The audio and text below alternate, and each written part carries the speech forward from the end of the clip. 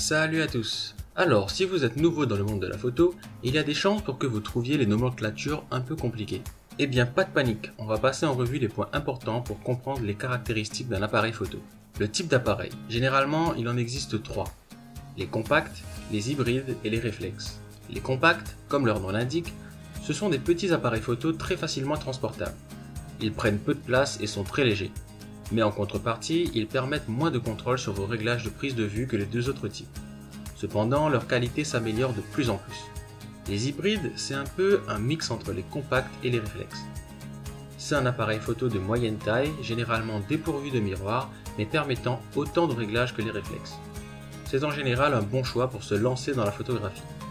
Les réflexes, ce sont des appareils professionnels. Avec eux, vous obtiendrez en général les meilleurs résultats. Ils sont souvent équipés de capteurs de plus grande taille, ce qui est un plus pour la captation lumineuse. Le capteur.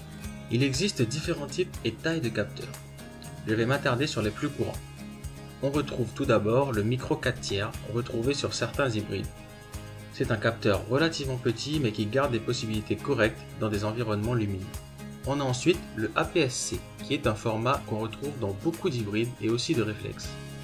Ce sont des capteurs assez grands qui offrent une qualité d'image excellente en journée et qui peuvent supporter un peu le manque de lumière en fonction de l'objectif auquel il est couplé.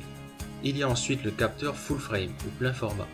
C'est le plus grand. C'est le capteur utilisé pour beaucoup d'appareils photo réflexes pour des raisons évidentes de qualité et de polyvalence. Cependant, les optiques sont plus grosses et les appareils sont donc plus gros. L'ouverture. Cette notion s'applique à votre objectif et non directement à votre boîtier. Il s'agit de l'ouverture du diaphragme lorsque vous prenez le cliché. La notation est de type f1.8. En gros, plus votre diaphragme est ouvert, plus vous avez de lumière qui atteint le capteur. C'est très utile dans les situations sombres, si vous prenez des photos la nuit par exemple.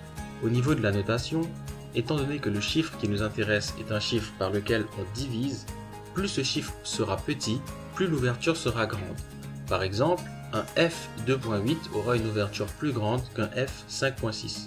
Le f2.8 laissera donc passer plus de lumière. Et voilà, j'espère que je ne vous ai pas perdu en chemin et que vous avez capté ces différents points. Si vous avez des questions, posez-les dans l'espace commentaire. Sur ce, moi je vous dis à la prochaine, restez focus.